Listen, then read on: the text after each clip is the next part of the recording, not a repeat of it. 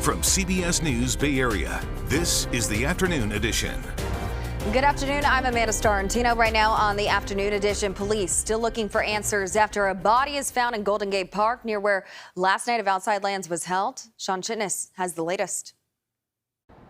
People who live near the park and come here often say it's disturbing to learn that the body of a woman was found near this entrance of Golden Gate Park on Sunday night.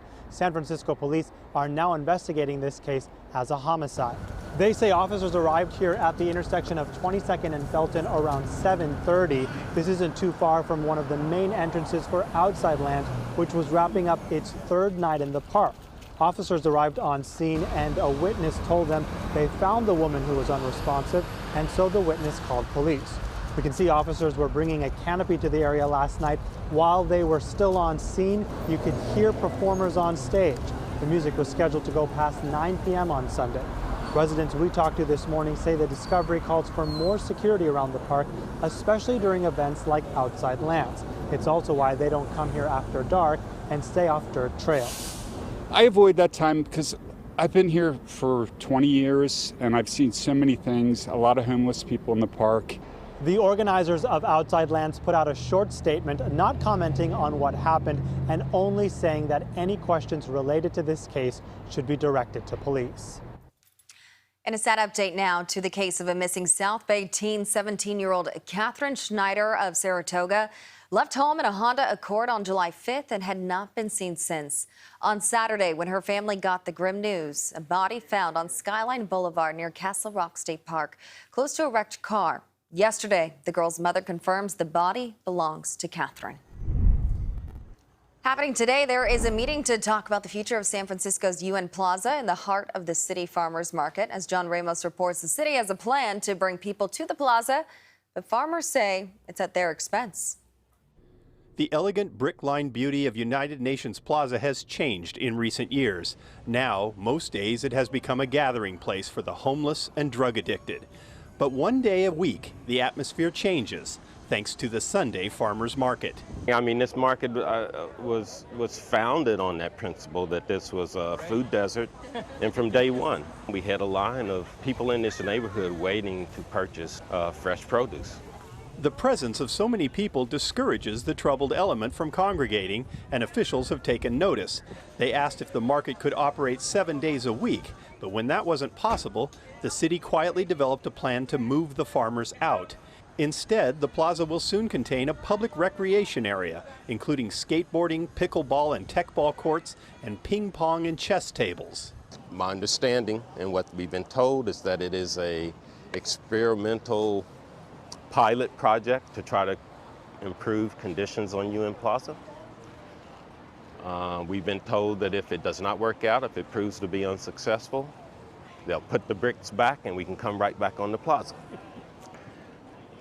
We have our doubts about that, but that's what we have been told.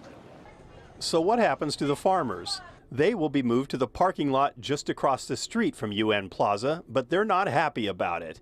They say the space, which market customers currently use for parking, is smaller and will not allow the same size vendor tents or space for their work trucks. That would make a difference for Morgan Hill farmer Tony Mello. He just doesn't see the equity in displacing the farmers because of the actions of others.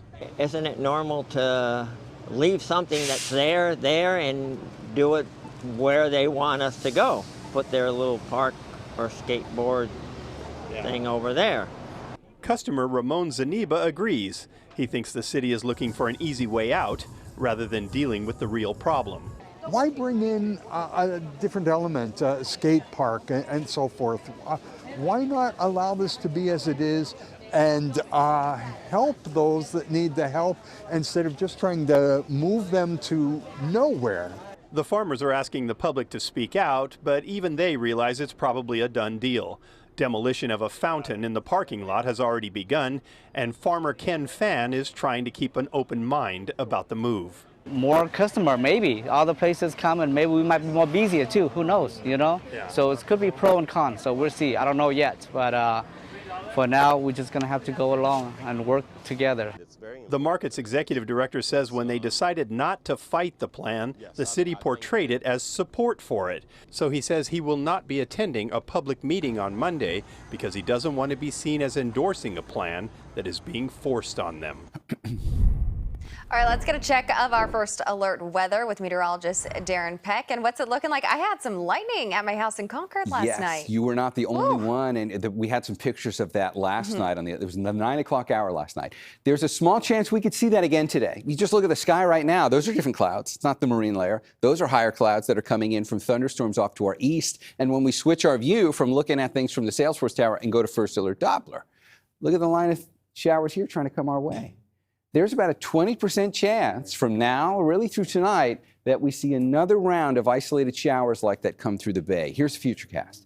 We'll take it from now, slow this down, watch the next few hours in the high-resolution rapid refresh forecast, one of the more reliable for the short term like this.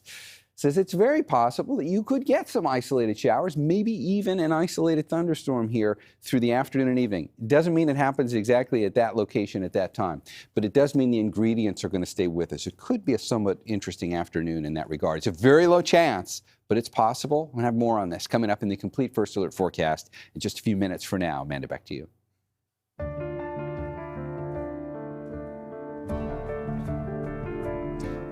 Some new satellite pictures showing the destruction on the island of Maui. The fires are now the largest natural disaster in the state's history. You can just see how much it destroyed there. Hawaii's governor confirming 96 people have died in those fires and 2,700 buildings have been destroyed.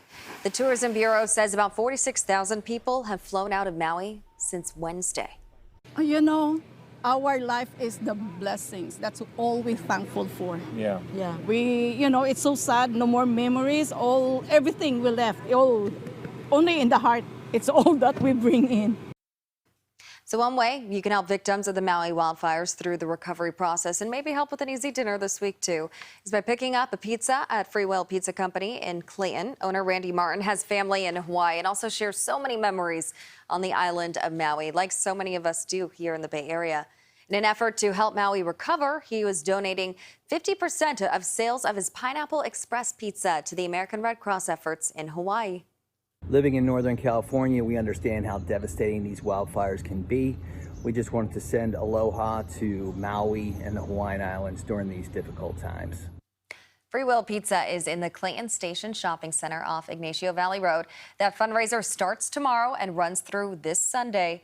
There is a button on their website to donate directly if you want to save on those carbs. And we have been compiling info on how you can help victims of the wildfires too. It's under top stories on KPIX.com. A lot of ways you can help out there.